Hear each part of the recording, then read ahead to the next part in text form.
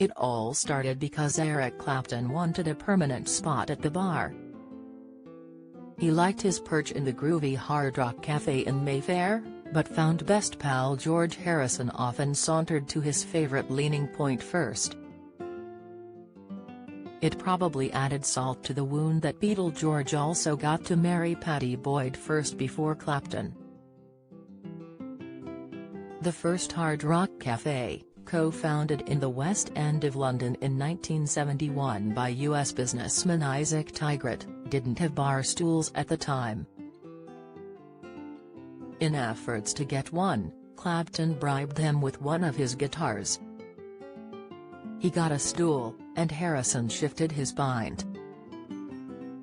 Perhaps a tad harsh, seeing as it was George who, reportedly, after getting rejected from the Ritz for wearing jeans, suggested to Tigrat that Mayfair needed a less conservative booze den. As the chain celebrates its 50th anniversary, Clapton's guitar hangs above the modern-day bar doors from the same location. It was the first piece of memorabilia owned by Hard Rock, now a brand boasting 86,000 items, in 253 locations, in 68 countries.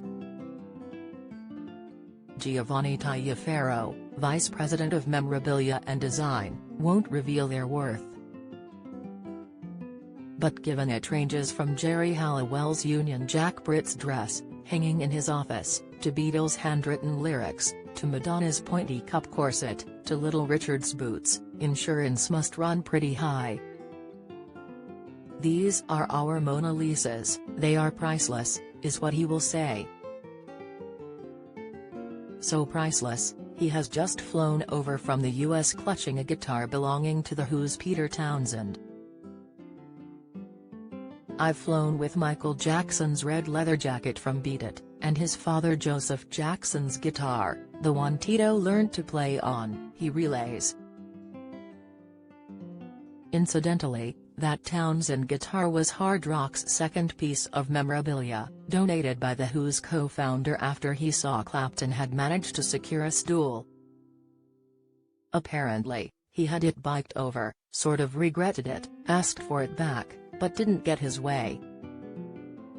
The further you delve into Hard Rock's history, the further you spiral Alice in Wonderland style into a maze of stardom, in which names drop and explode like glitter bombs. We're chatting amid a pop-up exhibition of newly acquired memorabilia on the site of Hyde Park's British Summertime Festival, running until July 10, of which Hard Rock is a partner. The items croon with ghostly echoes of pop history. A tiny black polka dot dress Amy Winehouse wore in 2007 to the Mobos conjures up visions of her grooving beehive crown. Battered leather trousers belonging to the Sex Pistols' Sid Vicious, sliced at the knee, are so molded to the man it feels like he's only just slithered out. Mick Jagger's 1967 rainbow cape, made for 2,000 light years from home in 1967, could gyrate with psychedelia. Then there is a wetsuit and half a surfboard that belonged to Pearl Jam's Eddie Vedder, which is a bit random. He scribbled on it, "I hope I die before I get old." He is now 57. A lot of stars have an unbreakable bond with the items, Giovanni confides. Jerry knows her mini dress, which she auctioned off, is with them, husband Christian Horner revealed. Glenn Matlock, the original Sex Pistols bassist, discovered his first acoustic guitar there and played it. Giovanni is, after he leaves me, off to meet Sir Elton John before the star headlines at the British Summertime Festival to return his LA Dodgers costume, in which he performed in 1975. Hard Rock have agreed to swap it back to Elton in return for a Gucci suit from his Yellow Brick Road tour. "The suit is very important to him," explains Giovanni, assuring me I definitely can't come along. "But where I'm heading next is pretty fun anyway." At the Hard Rock Cafe's original site on Old Park Lane, Ashraf Mayat, 53, is set to show me the vault in the basement where a treasure trove lies. It used to be a vault belonging to Coutts Bank.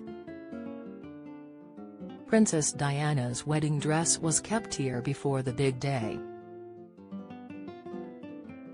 She once came to try it on. A guide for 22 years, Ashkenfide stars also take a peek. He was there when Matlock picked up his guitar 7 years ago. He had a tear in his eye. It was his first ever guitar, his parents bought it for Christmas. He was also emotional because it was nestled close to a Gibson Flying V guitar belonging to Jimi Hendrix. It is the one he played at the Isle of Wight Festival in 1970. Around 700,000 watched, including most of the Beatles.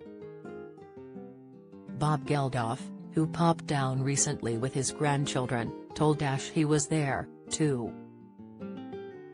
Behind it is a Beatles harpsichord used to record Lucy in the Sky with Diamonds.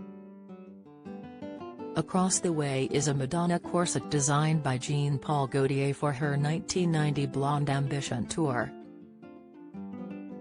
Opposite, hang hand-scrawled lyrics by John Lennon for Instant Karma.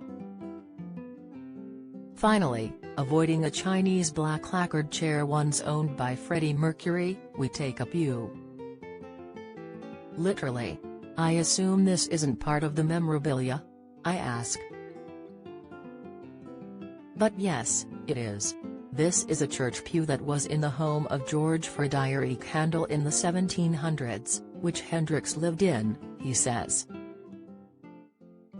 I jump up pretty quickly.